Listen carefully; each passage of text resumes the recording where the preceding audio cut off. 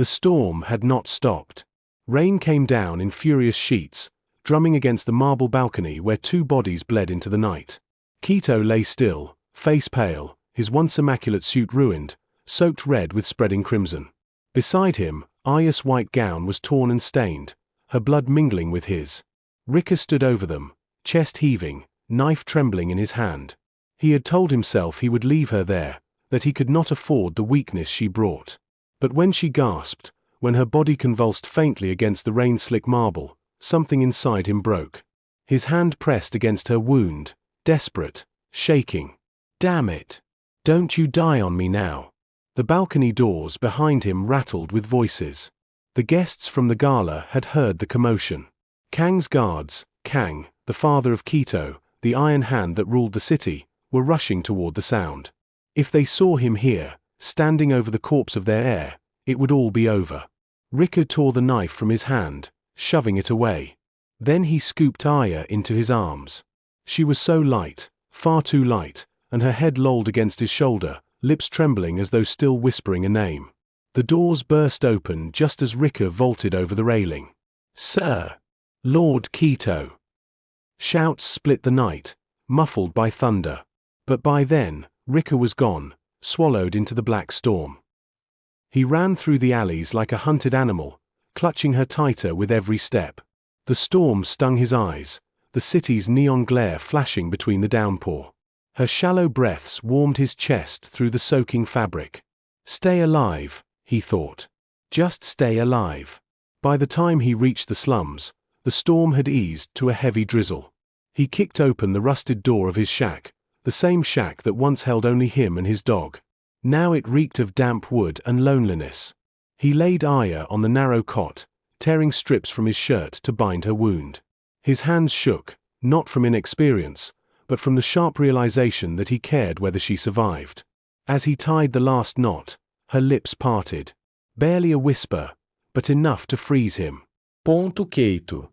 Ricker's chest tightened. His jaw clenched. He brushed the wet strands of hair from her face, voice breaking. "No," he muttered harshly. "Not him. Not anymore." But Arya didn't stir again. Her breathing steadied into shallow rhythm, her body surrendering to unconsciousness. Meanwhile, back at the mansion, chaos boiled.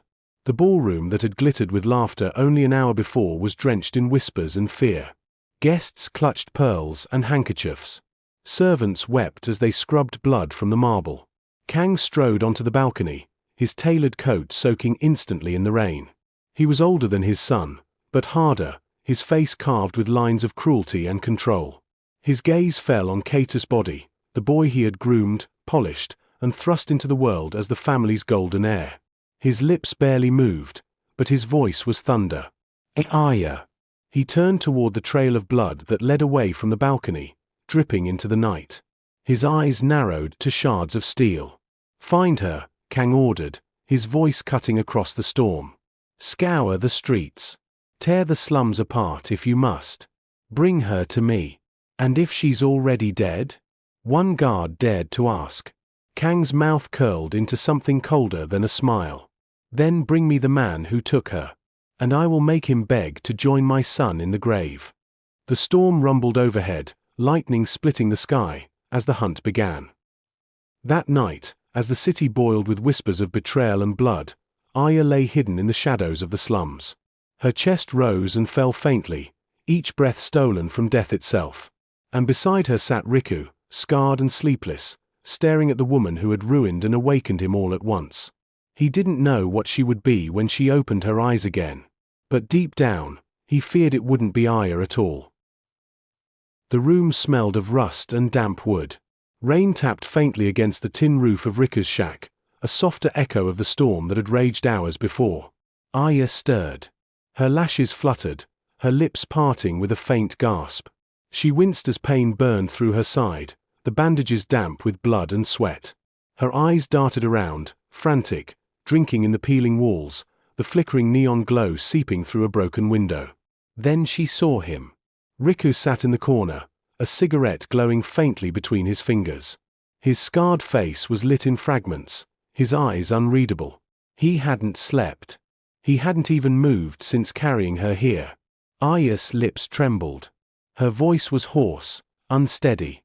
"Where am I?" Ricker leaned forward, smoke curling from his lips. "Alive. That's all you need to know." She tried to sit up, but the pain dragged her back down. Her gaze darted back to him, sharp, suspicious, searching. Her breath quickened. "Kaito," she whispered suddenly. Her brows furrowed. Kaito." The words struck the air like lightning. Ricker froze. His cigarette slipped from his fingers, hissing as it died against the damp floor. "What?" Arya pressed a trembling hand against her chest, as if grounding herself. Her eyes glazed, staring past him into something only she could see. "I remember. The ballroom. The storm. Everyone watching me. Admiring me. I was standing tall. I was." Her breath shook, but her voice grew firmer. "Kaito. I am Kaito." Ricker shot up, crossing the room in 2 strides. He grabbed her shoulders, shaking her lightly, his scarred face inches from hers. "No. You're Arya. Arya." His voice cracked with urgency. "Kaito's dead." He stopped himself, jaw tightening. "Has gone. You're not him." Arya's eyes narrowed, her lips curling with something between defiance and confusion. "Don't mock me." Her voice dropped into a chilling imitation, firm and commanding, the same tone Kaito once used at the gala. "I know who I am." Ricker stared at her, chest heaving. The girl he had dragged from the jaws of death was looking at him with another man's arrogance, his enemy's arrogance. She shoved his hands away and turned her face toward the broken window, her expression hardening into something unnatural. For the first time since Head met her, she didn't look fragile. She looked cold. "You," she said flatly, as though addressing a subordinate. "You'll not speak to me that way again." Ricker's jaw clenched. He wanted to scream at her, shake her back to her senses, demand that she remember who she really was. But he saw the tremor in her hands, the fracture in her eyes. This wasn't defiance. This was brokenness. He stepped back slowly, dragging a hand across his face. His voice dropped to a rasp. "Arya, what the hell happened to you?" But Arya, no, the version of her that believed she was Kaito, didn't answer. She closed her eyes, exhaling like a man rehearsing command. When she opened them again, there was no fear in her. Only conviction. "I survived," she whispered. "And men like us don't bow to anyone." From that moment, Arya stopped being Arya. She carried herself differently, spoke with Kaito's cadence, walked like him, sharp and deliberate, even though her body was weak. Ricker watched, a storm boiling inside him. He had saved her life, hidden her from Kang's men, risked everything. And now the woman in his shack, the one who made his chest ache with rage and longing, looked at him not as a woman, not as Arya, but as Kaito himself. Every time he tried to reach out, she recoiled. Every time he tried to remind her who she was, she silenced him with a glare. And yet, he couldn't let her go. Because if Kang's men found her now, in this state, they wouldn't see Arya either. They'd see something far worse, an heir who should be dead. Days bled into nights, and in the cramped shack of the slums, the world began to warp. Arya no longer moved like herself. She rose from the cot with squared shoulders and a stiff jaw, pacing the narrow floor as though inspecting soldiers. She spoke less like a frightened girl and more like a man rehearsing power. And every time she looked at Riku, she didn't see him as savior or captor. She saw him as an equal, a fellow man. One evening, the rain outside had softened to a drizzle, neon light pooling in oily puddles. Riku sat at the table, stitching a rip in his coat. The silence was heavy, suffocating. Arya stood by the window, watching the street below. Her voice was flat when it finally broke the quiet. "You've been hiding me." Riku didn't look up. "If they find you, you're dead." "No," she corrected sharply, her chin lifting. "We would be dead. Men like us don't get hunted without a fight." His jaw clenched. He set the coat down, staring at her. "Arya, I told you not to call me that." Her eyes cut to him like shards of glass. "Kaito." And you'll treat me as such. The words stabbed deeper than any knife. For a moment, Ricker thought he might laugh, just to stop himself from breaking. Instead, he leaned back, smoke curling from his lips as he lit a cigarette. His voice was low, dangerous. You think you're him? He exhaled a bitter laugh. You don't have the slightest idea what it means to be keto. But Arya only smirked faintly, a cruel shadow of the man she thought herself to be. Don't I? Look at you, still listening. Still here. Maybe you already know him, right? Ricker slammed his fist onto the table, the sound making the walls rattle. You're not him. You're not a man. You're not keto. You're Arya. Arya. His voice cracked with something between fury and desperation. For the first time, Arya didn't flinch. She simply crossed the room, lowering herself onto the chair opposite him, her posture firm, almost regal. Her eyes glinted in the dim light.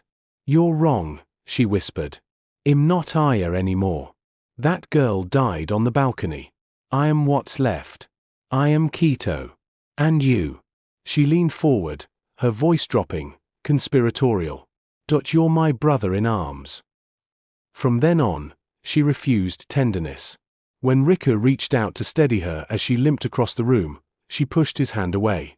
When he tried to add just her blanket at night, she sneered, I don't need coddling. I'm not your woman. And when he almost brushed his hand across her cheek one sleepless night, she recoiled with disgust. Don't touch me like that. The words crushed him more than her rejection. Brothers. Ricker had faced chains, betrayal, blood, and death without breaking. But this, being forced to see the woman who had lit fire in his chest treat him like a comrade, like an equal soldier in a war of shadows, this was torture he could not escape. Yet, despite everything, he protected her. When Kang's scouts combed the slums, he shoved her beneath rotting floorboards, pressing a finger to his lips as boots thundered overhead. When whispers spread of a scarred fugitive hiding someone, he fought off thugs in alleyways to keep her existence secret. And Arya. She didn't thank him. Didn't even see it as sacrifice. To her fractured mind, it was simply natural, two men watching each other's backs.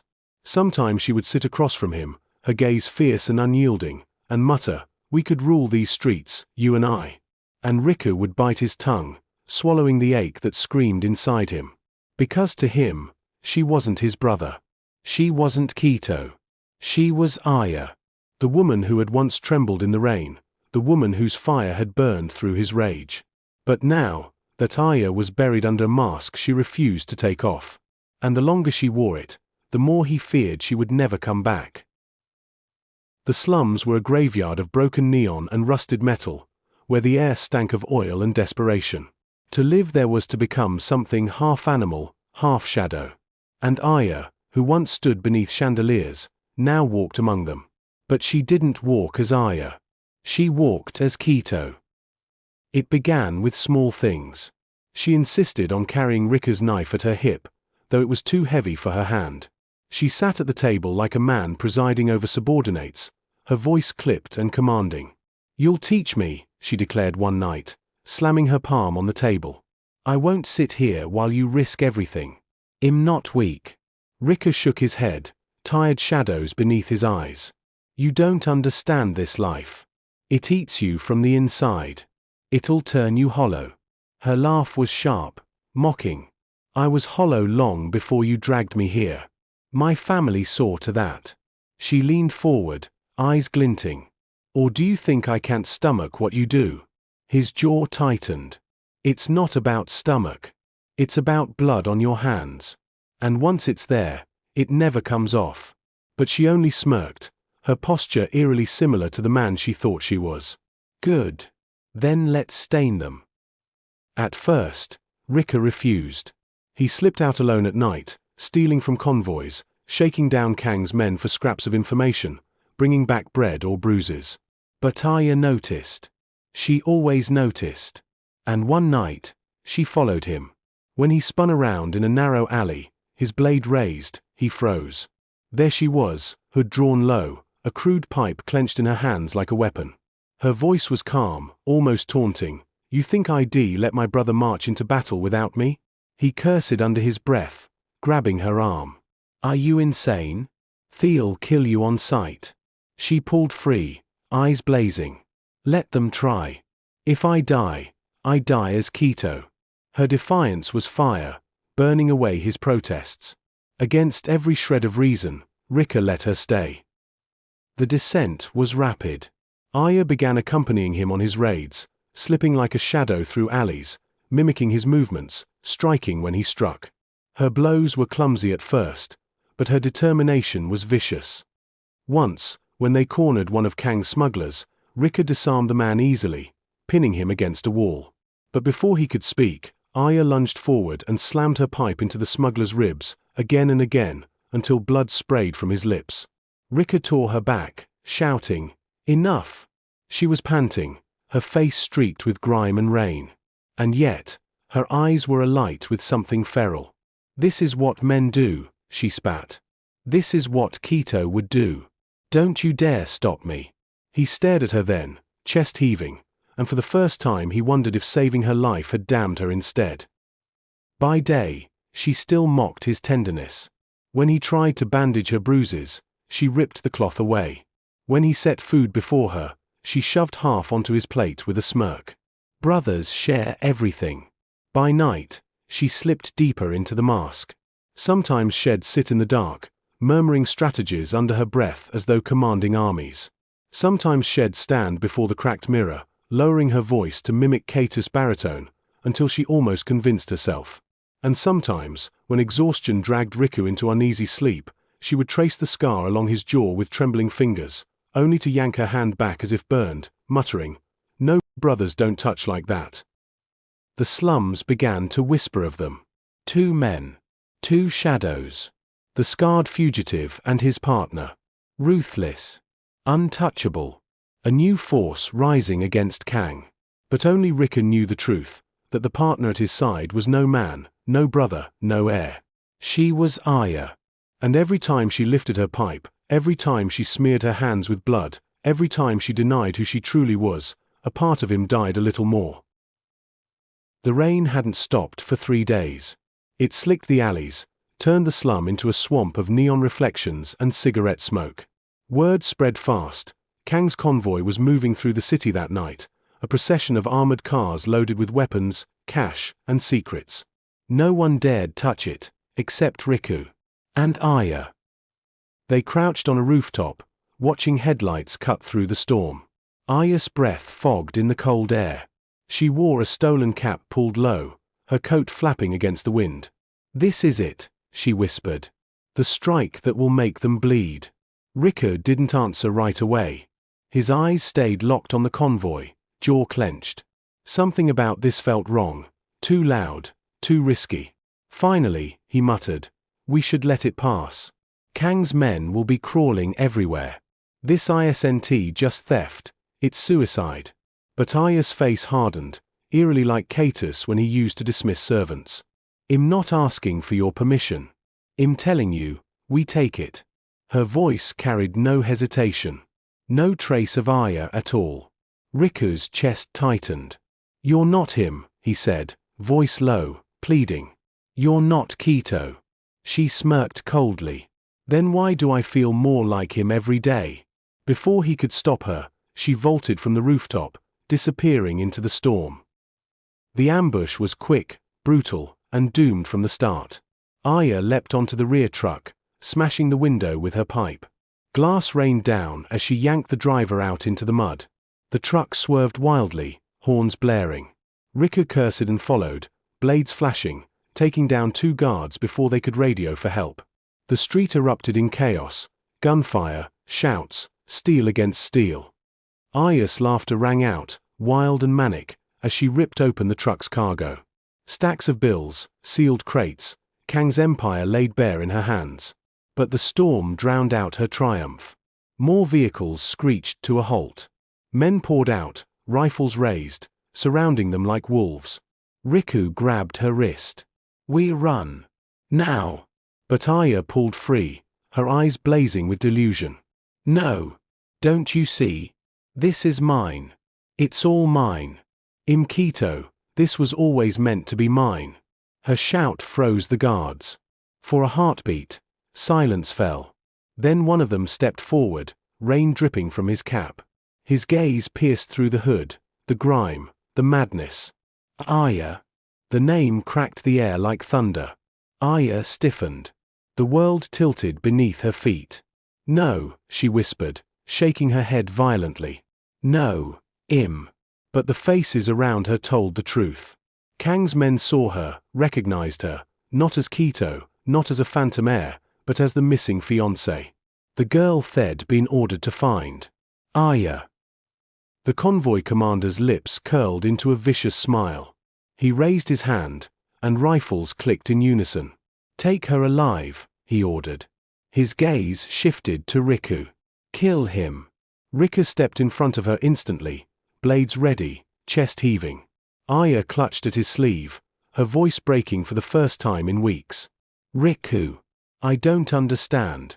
"Shut up," he snapped, eyes never leaving the rifles.